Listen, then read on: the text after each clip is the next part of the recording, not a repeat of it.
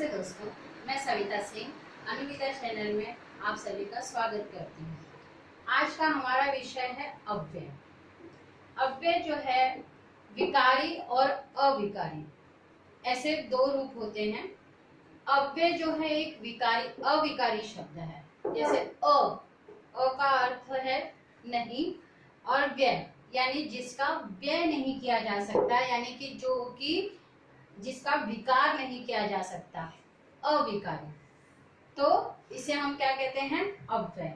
ऐसे शब्द जिनमें लिंग, वचन, पुरुष, कारक आदि के कारण कोई भी विकार या परिवर्तन नहीं होता।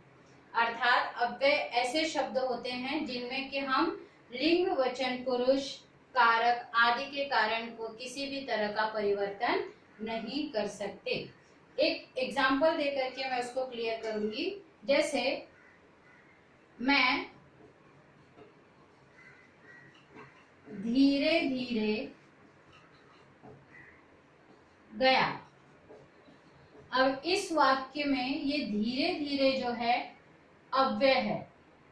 अगर मैं यहाँ पर इसको किसी दूसरी तरह से लिखूं, जैसे मैं की जगह मैंने लिख दिया राम धीरे धीरे गया, तो यहाँ पर आप देखेंगे कि मैं की जगह पर मैंने क्या कर दिया है? राम कर दिया है। लेकिन ये जो धीरे धीरे है ये वैसा का वैसा ही है। इससे हमें ये पता चलता है कि चाहे लिंग, वचन, पुरुष, कारक आदि के कारण जिसमें कोई भी परिवर्तन नहीं होता, उसे हम क्या कहते हैं? अव्यय। अब अव्यय जो है हमारे 4 प्रकार के होते हैं, हम उनके बारे में देखेंगे। अव्यय के यहाँ पर 4 प्रकार बताए गए हैं। समुच्चय बोधक अव्यय, संबंध बोधक अव्यय, क्रिया विशेषण अव्यय और विस्मयादि बोधक अव्यय। समुच्चय बोधक अव्यय वह अव्यय है जिसमें कि हमें यहाँ शब्द से ही पता चल रहा है समुच्चय। समुच्चय का अर्थ है समूह, अर्थात एक से अधिक वाक्यों को जोड़ने के लिए हम जिन शब्दों का प्रयोग करते हैं उन शब्दों को हम समुच्चय बोधक अव्यय कहते हैं। समुच्चय का अर्थ मैंने बताया समूह, यानी एक से अधिक वाक्य। जब एक से अधिक वाक्य एक साथ आते हैं और उन वाक्यों को जोड़ने के लिए हम किसी नए शब्द का प्रयोग करते हैं, तो उस नए शब्द को हम क्या कहेंगे? अव्यय। उसका एक एग्जाम्पल यहाँ पर देखते हैं। जैसे यहाँ पर मैंने लिखा मैं सुबह जल्दी उठा परंतु मुझे देर हो गई। यहाँ पर हमारा एक वाक्य है मैं सुबह जल्दी उठा, और यहाँ पर दूसरा वाक्य मुझे देर हो गई। इन दोनों वाक्यों को हमने किससे जोड़ा? परंतु शब्द से जोड़ा। तो ये परंतु शब्द क्या हो गया? अव्यय। और कौन सा अव्यय? समुच्चय बोधक अव्यय। क्योंकि समुच्चय बोधक की पहचान हमने क्या बताई है कि एक से अधिक वाक्यों को जोड़ने के लिए हम जिन शब्दों का प्रयोग करते हैं वही शब्द क्या हो जाएंगे? समुच्चय बोधक अव्यय। ठीक उसी तरह से मैं तेज दौड़ी इसलिए मैं बस पकड़ पाई। तो मैं तेज दौड़ी, मैं बस पकड़ पाई, इन दोनों वाक्यों को हमने किससे जोड़ा? इसलिए शब्द से। तो इसलिए ये क्या हो गया? समुच्चय बोधक अव्यय। राम पढ़ता है और श्याम खेलता है। अब राम पढ़ता है एक वाक्य हो गया, श्याम खेलता है दूसरा वाक्य। इन दोनों वाक्यों को हमने किससे जोड़ा? और से। तो यहाँ पर समुच्चय बोधक अव्यय की हमारी यही पहचान है कि जिन वाक्यों में तथा, लेकिन, किंतु, परंतु, इसलिए,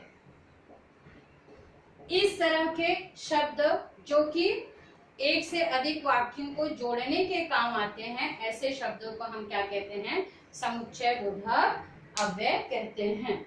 अब हम आगे चलते हैं संबंध बोधक अव्यय की तरफ।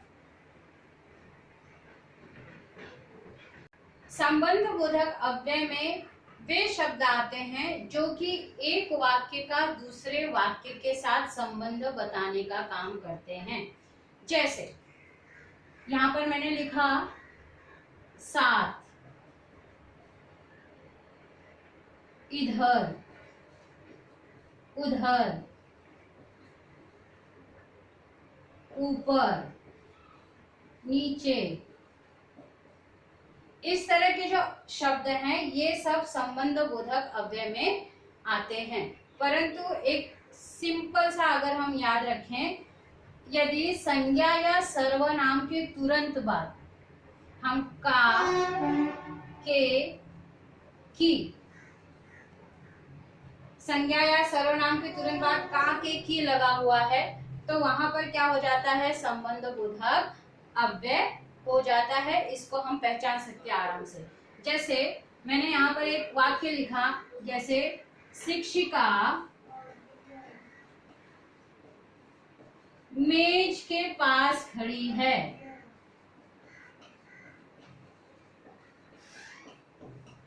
शिक्षिका मेज के पास खड़ी है। अब यहाँ पर क्या हो गया, मेज ये संज्ञा है, इसके तुरंत बाद का, के, की का के शब्द, के अक्षर आया है, तो के पास इस शब्द को हम पूरा ले लेते हैं और ये के पास ये क्या हो गया, संबंध बोधक अव्यय कहलाएगा। दूसरा उदाहरण देखते हैं, पक्षी पेड़ पर बैठा है। पक्षी पेड़ पर बैठा है। अब यहाँ पर हम देखते हैं कि पक्षी पेड़ पर बैठा है, यहाँ पर ये जो पर है ये क्या कर रहा है, पक्षी का पेड़ के साथ संबंध बताने की कोशिश कर रहा है। तो ये पर शब्द क्या हो जाएगा, संबंध बोधक अव्यय हो जाएगा। सिर्फ का, के, की याद रखेंगे तो भी हम बहुत सारे शब्दों में वाक्यों में से संबंध बोधक अव्यय ढूंढ करके निकाल सकते हैं। के पास, के ऊपर, के नीचे, इस तरह के जो शब्द होंगे वो सारे के सारे संबंध बोधक अव्यय में आ जाएंगे। अब हम आगे चलते हैं क्रिया विशेषण अव्यय की तरफ। अब हम क्रिया विशेषण अव्यय की जब बात करते हैं तो हम यहाँ पर देखते हैं दो शब्द हैं, क्रिया और विशेषण। जब हमने विशेषण के बारे में पढ़ा था तो मैंने बताया था कि संज्ञा और सर्वनाम की विशेषता बताने वाले शब्दों को विशेषण कहते हैं। लेकिन यहाँ पर क्या शब्द आया हुआ है, क्रिया विशेषण। क्रिया का अर्थ है कार्य और विशेषण यानी क्रिया की विशेषता बताने वाले शब्दों को हम क्रिया विशेषण कहते हैं। यहाँ पर क्रिया की विशेषता बताने वाले शब्दों को हम क्रिया विशेषण कहते हैं। अब यहाँ हमें अव्यय बताना है तो क्रिया की विशेषता बताने वाले शब्दों को हम क्रिया विशेषण अव्यय कहेंगे। जैसे मैंने यहाँ पर एक एग्जांपल दिया, वह दौड़कर मेरे पास आया। यहाँ पर मैंने ये वाक्य लिखा, अगर मैं ये दौड़कर नहीं लिखती, वह मेरे पास आया, तो भी ये वाक्य हो जाता। लेकिन वह कैसे आया, दौड़कर आया, यानी उसकी क्रिया की विशेषता कौन सा शब्द बता रहा है, दौड़कर। तो यहाँ पर ये दौड़कर शब्द क्या हो गया, क्रिया विशेषण अव्यय हो गया। एक दूसरा एग्जांपल देखते हैं, वह धीरे धीरे चलता है। वह चलता है लेकिन वो कैसे चलता है, धीरे धीरे चलता है। तो ये धीरे धीरे शब्द क्या कर रहा है, इस क्रिया की विशेषता बता रहा है। तो इस तरह से क्रिया की विशेषता बताने वाले शब्दों को हम क्या कहेंगे, क्रिया विशेषण अव्यय कहेंगे। अब हम चलते हैं विस्मयादि बोधक अव्यय की तरफ। विस्मयादि बोधक अव्यय पहचानना बहुत ही सिंपल है, एकदम आसान है। विस्मयादि बोधक अव्यय की पहचान करने के लिए सिर्फ हमको इस चिन्ह को याद रखना है। इसके पहले वाले वीडियो में भी मैंने बताया है कि विस्मयादि बोधक अव्यय का ये चिन्ह जहां लगा होगा वे शब्द क्या हो जाएंगे, विस्मयादि बोधक अव्यय के शब्द हो जाएंगे। जैसे वाह, क्या बात है, वाह क्या बात है। अब यहाँ पर ये वाह के बाद हमने क्या लगा दिया है, विस्मयादि बोधक का चिन्ह लगा दिया है। इससे ये शब्द क्या हो जाएगा, यानी इस विस्मयादि बोधक अव्यय के चिन्ह के पहले का शब्द क्या हो जाएगा, विस्मयादि बोधक अव्यय हो जाएगा। जैसे मैंने यहाँ कहा बाप रे बाप, ये चिन्ह लगा दिया। कितना बड़ा सांप,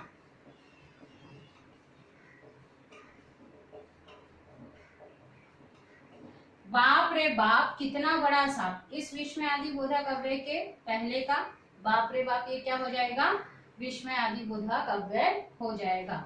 जैसे अरे वाह, तो ये क्या हो जाएगा, विस्मयादि बोधक अव्यय हो जाएगा। तो इस तरह से अव्यय का मतलब है अविकारी शब्द, यानी जिसमें कि किसी भी तरह का परिवर्तन नहीं किया जा सकता किसी के भी कारण, कारक के कारण, लिंग के कारण, वचन के कारण, किसी भी तरह का कोई भी परिवर्तन नहीं आता है, वो सेम का सेम होता है, उसे हम कहते हैं अव्यय।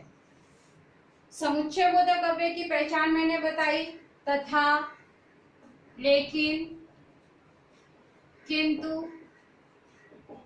परंतु, इसलिए, यानी जो कंजंक्शन का काम करते हैं, जोड़ने का काम करते हैं, दो वाक्यों को जो शब्द जोड़ने का कार्य करते हैं, वे सारे शब्द समुच्चय बोधक अव्यय में आ जाते हैं। संबंध बोधक अव्यय में मैंने आपको बताया का, के, की, याद रखिए। का, के, की के साथ में जो शब्द लगे हुए हैं, वो का, के, की के साथ वो शब्द क्या हो जाएंगे, संबंध बोधक अव्यय के शब्द हो जाएंगे। इसके अलावा इसमें ऊपर, नीचे, दाएं, बाएं, यहाँ वहां, ये सारे शब्द किसमें आ जाएंगे, संबंध बोधक अव्यय में आ जाएंगे। क्रिया विशेषण अव्यय की मैंने पहचान बताई। क्रिया की विशेषता बताने वाले शब्दों को हम क्या कहते हैं, क्रिया विशेषण अव्यय कहते हैं।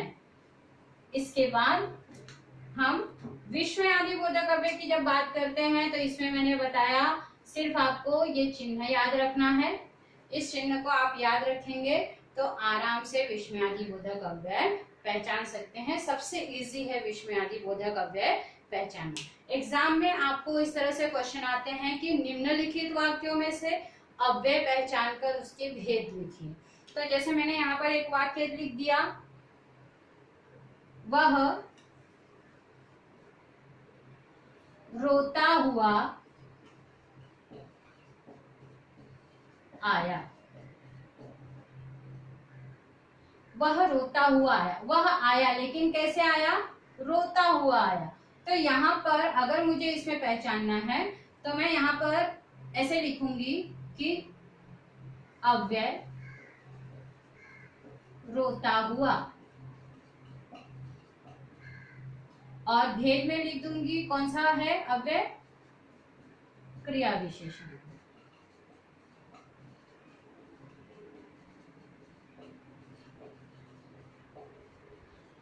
तो इस तरह से हम अपने एग्जाम में आए हुए वाक्यों को अव्यय के जरिए पहचान सकते हैं, सही ढंग से चुन करके लिख सकते हैं। सिर्फ हमें छोटी छोटी बातें याद रखनी है, समुच्चय बोधक अव्यय, संबंध बोधक अव्यय, क्रिया विशेषण अव्यय और विस्मयादि बोधक अव्यय। इनमें जो छोटी छोटी चीजें हैं उनको हम ध्यान में रखेंगे तो आसानी से अपना पेपर सॉल्व कर सकते हैं, व्याकरण हल कर सकते हैं। आशा है आपको मेरा ये वीडियो पसंद आएगा। अगर आपको ये वीडियो पसंद आता है तो अपने दोस्तों के साथ शेयर कीजिए, इसे लाइक कीजिए। अगर आपके कुछ कमेंट हैं तो कमेंट कीजिए।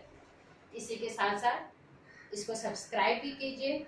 मिलेंगे अगले वीडियो में, तब तक के लिए धन्यवाद।